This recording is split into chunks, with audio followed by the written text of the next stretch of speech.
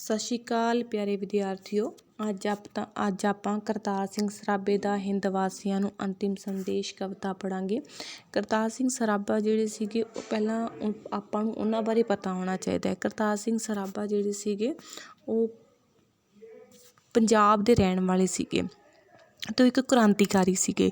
ਕ੍ਰਾਂਤੀਕਾਰੀ ਉਹ ਹੁੰਦੇ ਨੇ ਵਿਦਿਆਰਥੀਓ ਜਿਹੜੇ ਆਪਣੀ ਆਵਾਜ਼ ਨੂੰ ਬੁਲੰਦ ਕਰਦੇ ਨੇ, ਆਪਣੇ ਮੈਸੇਜ ਮਤਲਬ ਆਪਣੇ ਸੰਦੇਸ਼ ਨੂੰ ਜਿਹੜੇ ਲੋਕਾਂ ਤੱਕ ਪਹੁੰਚਾਉਂਦੇ ਨੇ ਅਤੇ ਲੋਕਾਂ ਦੇ ਵਿੱਚ ਇੱਕ ਚੇਤਨਾ ਪੈਦਾ ਕਰਦੇ ਨੇ, ਲੋਕਾਂ ਨੂੰ ਜਾਗਰੂਕ ਕਰਦੇ ਨੇ। ਅਤੇ ਕਰਤਾਰ ਸਿੰਘ ਸਰਾਭਾ ਵੀ ਇੱਕ ਅਜਿਹੇ ਹੀ ਵਿਅਕਤੀ ਸਨ ਜਿਨ੍ਹਾਂ ਨੇ ਅੰਗਰੇਜ਼ਾਂ ਦੀਆਂ ਨੀਤੀਆਂ ਨੂੰ ਦੇਖਿਆ, ਉਹਨਾਂ ਦੀਆਂ ਨੀਤੀਆਂ ਨੂੰ ਦੇਖ ਕੇ ਲੋਕਾਂ ਨੂੰ ਜਗਾਇਆ ਕਿ ਦੇਖੋ ਅਸੀਂ ਕਿੰਨੇ ਜਿਹੜੇ ਆਪਣੇ ਅੰਗਰੇਜ਼ ਨੇ ਉਹ ਆਪਣੇ 'ਤੇ ਰਾਜ ਕਰ ਰਹੇ ਨੇ ਅਤੇ ਆਪਾਂ ਨੂੰ ਉਹਨਾਂ ਦੇ ਵਿਰੁੱਧ ਲੜਨਾ ਚਾਹੀਦਾ। ਅਤੇ ਉਹਨਾਂ ਨੇ ਜਿਹੜੀ ਲੜਾਈ ਸੀ ਉਹ ਅੰਗਰੇਜ਼ਾਂ ਦੇ ਵਿਰੁੱਧ ਸੀਗੀ ਅਤੇ ਕ੍ਰਾਂਤੀਕਾਰੀ ਉਹੀ ਅਖਵਾਉਂਦਾ ਸੀ ਜਿਹੜਾ ਅੰਗਰੇਜ਼ਾਂ ਦੇ ਵਿਰੁੱਧ ਲੜਦਾ ਸੀਗਾ। ਅਤੇ ਜਿਹੜਾ ਅੰਗਰੇਜ਼ਾਂ ਦੇ ਵਿਰੁੱਧ ਲੜਦਾ ਸੀ ਅਤੇ ਜਿਹੜੀ ਅੰਗਰੇਜ਼ੀ ਸਰਕਾਰ ਸੀਗੀ, ਅੰਗਰੇਜ਼ ਜਿਹੜੇ ਹੈਗੇ ਸੀ ਉਹ ਉਹਨਾਂ ਨੂੰ ਮਾਰਦੇ ਸੀ ਜਾਂ ਫਿਰ ਉਹਨਾਂ ਨਾਲ ਗਲਤ ਬਿਹੇਵੀਅਰ ਕਰਦੇ ਹੁੰਦੇ ਸੀਗੇ। ਅਤੇ ਅੱਜ ਜਿਹੜੀ ਕਵਿਤਾ ਹੈ ਕਰਤਾਰ ਸਿੰਘ ਸਰਾਭੇ ਦੀ, ਅਤੇ ਉਹਨਾਂ ਦਾ ਜੋ ਸੰਦੇਸ਼ ਸੀਗਾ ਜਦੋਂ ਉਹਨਾਂ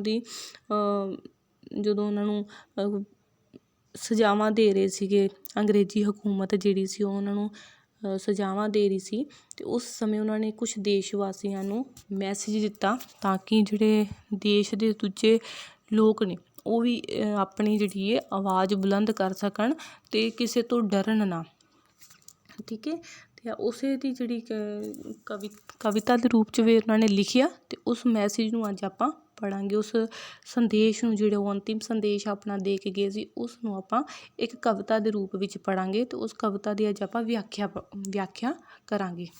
ਹਾਂਜੀ, ਪਹਿਲਾ ਜਿਹੜਾ ਹੈਗਾ ਉਹ ਆਪਾਂ ਪੜ੍ਹਦੇ ਹਾਂ ਵਿਆਖਿਆ। ਹਿੰਦ ਵਾਸੀਓ, ਪਹਿਲੀ ਲਾਈਨ ਜਿਹੜੀ ਹੈਗੀ ਪ੍ਰਸੰਗ ਹੈਗਾ। ਠੀਕ ਹੈ, ਵਿਆਖਿਆ ਪੜ੍ਹਾਂਗੇ ਇਹਦੀ। ਹਿੰਦ ਵਾਸੀਓ ਰੱਖਣਾ ਯਾਦ ਸਾਨੂੰ, ਕਿਤੇ ਦਿਲ ਤੋਂ ਨਾ ਭੁੱਲ ਜਾਣਾ, ਖਾਤਰ ਵਤਨ ਦੀ ਲੱਗੇ ਹਾਂ ਚੜ੍ਹਨ ਫਾਂਸੀ, ਸਾਨੂੰ ਦੇਖ ਕੇ ਨਹੀਂ ਘਬਰਾ ਜਾਣਾ, ਸਾਡੀ ਮੌਤ ਨੇ ਵਤਨ ਦੇ ਵਾਸੀਆਂ ਦੇ ਦਿਲੀ ਵਤਨ ਦਾ ਇਸ਼ਕ ਜਗਾ ਜਾਣਾ। ਭਾਵ ਇਹਦੀ ਵਿਆਖਿਆ ਜਿਹੜੀ ਹੈਗੀ ਇਹਨਾਂ ਸਤਰਾਂ ਵਿੱਚ ਕਵੀ ਨੇ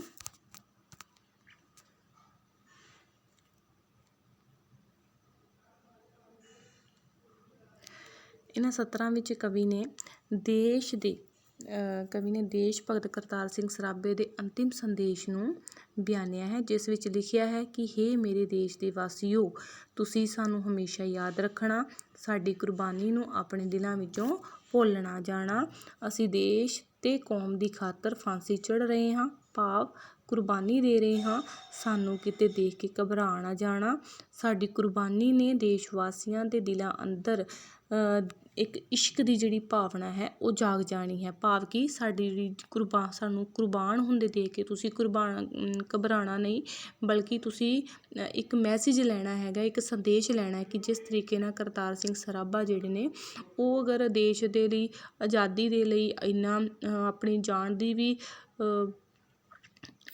ਵੀ ਪਰਵਾਹ ਨਹੀਂ ਕਰ ਰਹੇ, ਅਤੇ ਸਾਨੂੰ ਵੀ ਆਪਣੀ ਜਾਨ ਦੀ ਪਰਵਾਹ ਕੀਤੇ ਬਿਨਾਂ ਦੇਸ਼ ਨੂੰ ਆਜ਼ਾਦ ਕਰਾਉਣ ਦੇ ਵਿੱਚ ਆਪਣੀ ਜਿਹੜੀ ਸਹਾਇਤਾ ਹੈ, ਆਪਣਾ ਯੋਗਦਾਨ ਹੈ ਉਹ ਦੇਣਾ ਚਾਹੀਦਾ ਹੈ। ਅਤੇ ਇਸ ਕਰਕੇ ਸਾਨੂੰ ਹਮੇਸ਼ਾ ਉਹਨਾਂ ਨੂੰ ਯਾਦ ਰੱਖਣਾ ਚਾਹੀਦਾ ਹੈ। ਇਸ ਤਰੀਕੇ ਨਾਲ ਉਹ ਵੀ ਕਹਿ ਰਹੇ ਨੇ ਕਿ ਤੁਸੀਂ ਸਾਨੂੰ ਹਮੇਸ਼ਾ ਯਾਦ ਰੱਖਣਾ, ਕਦੇ ਵੀ ਭੁੱਲਣਾ ਨਾ, ਕਿਉਂਕਿ ਅਸੀਂ ਦੇਸ਼ ਦੀ ਖਾਤਰ ਹੀ ਤਾਂ ਫਾਂਸੀ ਚੜ੍ਹ ਰਹੇ ਹਾਂ ਨਾ। ਅਸੀਂ ਤੁਹਾਨੂੰ ਆਜ਼ਾਦ ਕਰਾਉਣ ਲਈ ਤਾਂ ਕਿ ਤੁਸੀਂ ਇੱਕ ਵਧੀਆ ਜਿਹੜਾ ਇਹ ਜੀਵਨ ਹੈ ਉਹ ਜਿਊ ਸਕੋ, ਅੰਗਰੇਜ਼ਾਂ ਦੀ ਗੁਲਾਮੀ ਤੋਂ ਤੁਸੀਂ ਬਚ ਸਕੋ ਅਤੇ ਇੱਕ ਆਜ਼ਾਦੀ ਭਰਿਆ ਜੀਵਨ ਜੀਣ ਲਈ ਅਸੀਂ ਤੁਹਾਡੇ ਲਈ ਫਾਂਸੀ 'ਤੇ ਚੜ੍ਹ ਰਹੇ ਹਾਂ। ਦੂਸਰੀ ਵਿਆਖਿਆ ਪੜ੍ਹਾਂਗੇ। ਪਹਿਲਾਂ ਆਪਾਂ ਪ੍ਰਸੰਗ ਪੜ੍ਹਾਂਗੇ। ਦੇਸ਼ ਵਾਸੀਓ ਚਮਕਣਾ ਚੰਦ ਵਾਂਗੂ, ਕਹਿੰਦੇ ਨੇ ਇਹਦਾ ਅਰਥ ਕੀ ਹੈ ਕਿ ਹੇ ਮੇਰੇ ਭਾਰਤ ਵਾਸੀਓ, ਤੁਸੀਂ ਹਮੇਸ਼ਾ ਚੰਦ ਦੇ ਵਾਂਗੂ ਚਮਕਦੇ ਰਹਿਣਾ ਹੈ, ਕਿਤੇ ਬੱਦਲਾਂ ਹੇਠ ਨਾ ਆ ਜਾਣਾ। ਬੱਦਲਾਂ ਦਾ ਮਤਲਬ ਕੀ ਹੈਗਾ ਇੱਥੇ ਵੀ ਤੁਸੀਂ ਕਿਤੇ ਧੋਖੇਬਾਜ਼ ਜਿਹੜੇ ਹੋਣਗੇ ਉਹਨਾਂ ਦੀ ਗੱਲਾਂ ਦੇ ਵਿੱਚ ਨਹੀਂ ਆਉਣਾ, ਨਾ ਹੀ ਉਹਨਾਂ ਦੀਆਂ ਗੱਲਾਂ ਵਿੱਚ ਆ ਕੇ ਵਿਆਖਿਆ ਜਿਹੜੀ ਹੈਗੀ ਤੀਸਰੀ ਲਾਈਨ ਦੀ ਜੀ, ਕਿਤੇ ਬੱਦਲਾਂ ਹੇਠ ਨਾ ਆ ਜਾਣਾ, ਭਾਵ ਤੁਸੀਂ ਧੋਖੇਬਾਜ਼ ਦੀਆਂ ਗੱਲਾਂ ਵਿੱਚ ਨਾ ਆਉਣਾ, ਕਰਕੇ ਦੇਸ਼ ਦੇ ਨਾਲ ਧਰੋ ਯਾਰੋ, ਯਾਨੀ ਕਿ ਤੁਸੀਂ ਦੂਸਰੇ ਦੀਆਂ ਗੱਲਾਂ ਵਿੱਚ ਆ ਕੇ ਦੇਸ਼ ਦੇ ਨਾਲ ਧੋਖਾ ਨਾ ਕਰਨਾ, ਉਹ ਦੇਸ਼ ਦੇ ਨਾਲ ਗਦਾਰੀ ਨਾ ਕਰਨਾ। ਦਾਗ ਕੌਮ ਦੇ ਮੱਥੇ ਨਾ ਲਾ ਜਾਣਾ। ਜੇਕਰ ਤੁਸੀਂ ਧੋਖਾ ਕਰੋਗੇ, ਦੇਸ਼ ਦੇ ਨਾਲ ਧੋਖਾ ਕਰੋਗੇ, ਗਦਾਰੀ ਕਰੋਗੇ, ਤੇ ਤੁਹਾਡੇ ਜਿਹੜਾ ਮੱਥੇ ਦੇ ਉੱਤੇ ਹੈ ਉਹ ਇੱਕ ਕਲੰਕ ਲੱਗ ਜਾਏਗਾ, ਗਦਾਰੀ ਦਾ ਕਲੰਕ ਲੱਗ ਜਾਏਗਾ। ਇਸ ਲਈ ਤੁਸੀਂ ਆਪਣੇ ਦੇਸ਼ ਲਈ ਇੱਕ ਵਧੀਆ ਕੰਮ ਕਰਨਾ ਹੈ, ਨਾ ਕਿ ਦੇਸ਼ ਦੇ ਲਈ ਨੁਕਸਾਨਦਾਇਕ ਕੰਮ ਕਰਨਾ ਹੈ। ਹਮੇਸ਼ਾ ਆਪਣੇ ਦੇਸ਼ ਨੂੰ ਦੂਸਰੇ ਦੇਸ਼ਾਂ ਨਾਲੋਂ ਵਧੀਆ ਬਣਾ ਕੇ ਰੱਖਣਾ ਹੈ। ਆਪਣੇ ਜਿਹੜੀ ਸੱਚ ਦੇ ਉੱਤੇ ਹਮੇਸ਼ਾ ਤੁਸੀਂ ਤੁਰਨਾ ਹੈ। ਮੂਲਾ ਸਿੰਘ ਕਿਰਪਾਲ ਨਵਾਬ ਵਾਂਗੂ, ਕਹਿੰਦਾ ਕਿ ਤੁਸੀਂ ਮੂਲਾ ਸਿੰਘ, ਕਰਤਾਰ ਸਿੰਘ ਤੇ ਨਵਾਬ ਵਾਂਗੂ, ਨਵਾਬ ਸਿੰਘ ਜਾਂ ਫਿਰ ਅਮਰ ਸਿੰਘ ਨਾ ਕਿਸੇ ਕਹਾ ਜਾਣਾ। ਕਿ ਜਿਵੇਂ ਜਿਹੜੇ ਵਿਅਕਤੀ ਸਨ, ਇਹਨਾਂ ਨੇ ਕਿਤੇ ਨਾ ਕਿਤੇ ਦੇਸ਼ ਦੇ ਨਾਲ ਗਦਾਰੀ ਕੀਤੀ, ਤੇ ਗਦਾਰੀ ਹੋਣ ਕਰਕੇ ਇਹਨਾਂ ਦਾ ਜਿਹੜਾ ਨਾਮ ਹੈ ਉਹ ਬਦਨਾਮ ਹੈ। ਠੀਕ ਹੈ, ਇਸ ਤਰੀਕੇ ਨਾਲ ਤੁਸੀਂ ਇਹਨਾਂ ਵਾਂਗ ਆਪਣਾ ਨਾਮ ਬਦਨਾਮ ਨਾ ਕਰ ਜਾਣਾ। ਤੀਸਰਾ ਜੀ, ਤੀਸਰੀ ਵਿਆਖਿਆ ਨੂੰ ਆਪਾਂ ਹੁਣ ਪੜਾਂਗੇ।